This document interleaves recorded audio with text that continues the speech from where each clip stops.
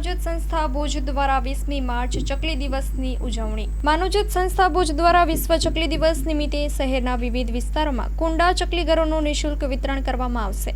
છેલ્લા 21 વર્ષથી માનવજ્યોત દ્વારા ચકલી બચાવો અભિયાન ચાલુ છે। લોકોમાં જાગૃતિ આવી છે। લોકો જીવદયાના આ કાર્યમાં સામેથી જોડાયા છે। ચકલી કુંડા અભિયાનને સફળતા મળી છે। લુપ્ત થતી ચકલીઓ હવે જૂથમાં દેખાઈ રહી છે। Story report by Karan Vaghela, Bhuj. 20મી માર્ચ એટલે વિશ્વ ચકલી દિવસ।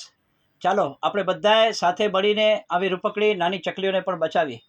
માનવજ્યોત સંસ્થા ભુજ દ્વારા છેલ્લા ઘણા વર્ષોથી ચકલી બચાવ અભિયાન ચાલુ છે। એના એક ભાગરૂપે અમે લોકો દર વર્ષે કુંડા અને ચકલીઘરનું વિતરણ કરતા આવ્યા છીએ। કુંભારી ભાઈઓ પાસેથી અમે માટીના ચકલીઘર અને માટીના કુંડા બનાવીએ છીએ। સાથે સાથે ચણથારી પણ બનાવી છે અને જુદા જુદા વિસ્તારોની અંદર દર વર્ષે અમે વિતરણ કરતા આવ્યા છીએ। એના સફળ પરિણામ આવ્યા છે। જ્યાં જ્યાં અમે કુંડા અને ચકલીઘર જે પણ ગામોમાં પહોંચાડ્યા છે અથવા જ્યાં પણ અમે ચકલીઘર લટકાવ્યા છે એના સફળ પરિણામ આવ્યા છે। એમાં ચકલીઓએ માળો બાંધી ઈંડા મૂકી અને બચ્ચાનો ઉછેર કર્યો છે। અત્યારે અમે જે ગામોમાં જઈએ છીએ જ્યાં પણ ચકલીઘર લટકાવીએ ત્યાં અમને સાંજે એ જ વિસ્તારના જાગૃત લોકો અને જીવદયા પ્રેમીઓ અમને વોટ્સઅપથી ફોટા મોકલાવે કે જો તમે કાલે ચકલીઘર લગાવી ગયા તે આજે એમાં ચકલી આવ જાવ કરે છે અને અમુકમાં ચકલીઓ માળો બાંધે છે, અમુકમાં ચકલીઓ એના બચ્ચાને ચણ ખવડાવતી હોય। એવા ફોટા જ્યારે લોકો જાગૃત નાગરિકો અમને મોકલાવે ત્યારે અમને પણ સંતોષ થાય કે જે આપણે કાર્ય કર્યું છે એને સફળતા મળી છે। અત્યારે ઘણી બધી ચકલીઓ કચ્છમાં જૂથમાં દેખાવામાં આવી છે, કારણ કે વર્ષો પહેલાં આપણે જોઈએ કે મોટા મોટા ટાવરના કારણે, પ્રદૂષણના કારણે, રહેણી કરણી આપણી બદલી ગઈ એના કારણે ચકલીઓ કચ્છ છોડી ગઈ હતી। પણ બધાના પ્રયત્નો, મારી સંસ્થા માનવજ્યોત અને બીજી પણ ઘણી સંસ્થાઓએ જે પ્રયત્નો કર્યા છે એના સફળ પરિણામો આપણે જોઈ રહ્યા છીએ। અત્યારે ઘણી બધી ચકલીઓ જૂથમાં જોવા મળી છે, તો એ આપણા માટે પણ એક આનંદની વાત છે। ખાસ કરીને લોકોને આજના ક્ષણે અપીલ કરીશ કે ઉનાળાની કાળઝાળ ગરમીની શરૂઆત થઈ ગઈ છે। બળબડતો તાપ અને સખત ગરમી, આવી ગરમીની અંદર અને તાપની અંદર જ્યારે આવા પક્ષીઓને પાણી પીવા નથી મળતું ત્યારે બિચારા તરફડીને મૃત્યુ પામે છે। આવા પક્ષીઓને આપણને બચાવવા પડશે અને એના માટે તમારા ઘરની અંદર છત ઉપર એક એવું વાસણ રાખો, માટીનું કુંડું રાખો, માટીનું કોઈ પણ વાસણ રાખો કે જેમાં તમે પાણી ભરી રાખો અને કોઈ પણ ચકલી છે અથવા કોઈ પણ પક્ષી એ પાણી પીવા તમારા ઘરના છત ઉપર મૂકેલા વાસણ ઉપર આવે અને પાણી પી પોતાની પ્યાસ બુઝાવે અને પુણ્યનું બહુ મોટું કામ અને શ્રેષ્ઠ કામ આપણા હાથે થાય। આવી જ રીતે આપણા ઘરની અંદર જ્યાં પણ જગ્યા હોય, વૃક્ષો ઉપર હોય કે બાલ્કની ઉપર હોય, ત્યાં એક રૂપકડું ચકલીઘર ગોઠવો। તમે જુઓ થોડા દિવસમાં ચકલી આવતી જતી થઈ જશે અને એમાં ચકલી માળો બાંધશે। નાના બાળકો હશે ઘરમાં તો એને પણ મજા આવશે, કારણ કે ચકલી ઘરમાં આવ જાવ કરે તો બાળકોને કેટલો આનંદ થાય કે જો ચીચી કરે છે ચકલી, માળાની અંદર જાય, માળામાંથી બહાર નીકળે, એ જોવું બાળકને પણ ગમે।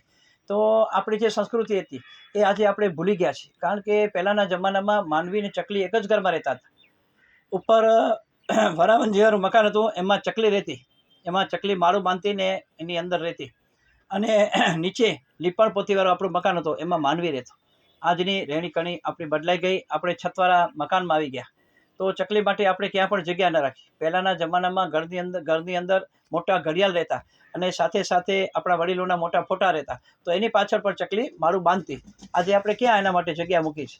પછી આપણે કહીએ કે ચકલીઓ ભાગી ગઈ છે, ચકલીઓ દેખાતી નથી। એ ચકલીઓ એને જે રહેવા નથી મળતું એના કારણે ભાગી ગઈ છે।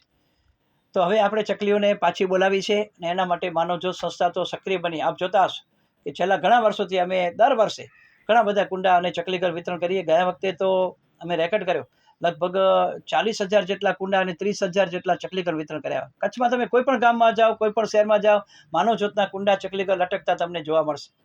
દરેક ગામમાં અમે પહોંચી ગયા છીએ અને ઘણી બધી સંસ્થાઓ આવે, એ કહેશે ચકલીઘર કુંડા ઉપર અમારું સંસ્થાનું નામ લખાવો। તમે કહીએ ભલે તમારું નામ લખાવો, પણ આ તો જીવદયાનું કામ થાય છે, તમારા હાથે થાય કે અમારા હાથે થાય।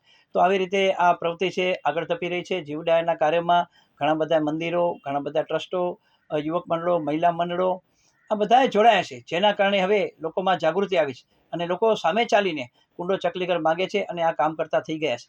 મારી આજના ક્ષણે ફરીવાર જીવદયા પ્રેમીઓને નમ્ર વિનંતી છે કે આ ઉનાળાની કાળઝાળ ગરમીની અંદર તમે તમારા ઘરની છત ઉપર એક વાસણમાં પાણી ભરી રાખો અને ચકલીઘર તમારા ઘરમાં એક અવશ્ય વસાવો।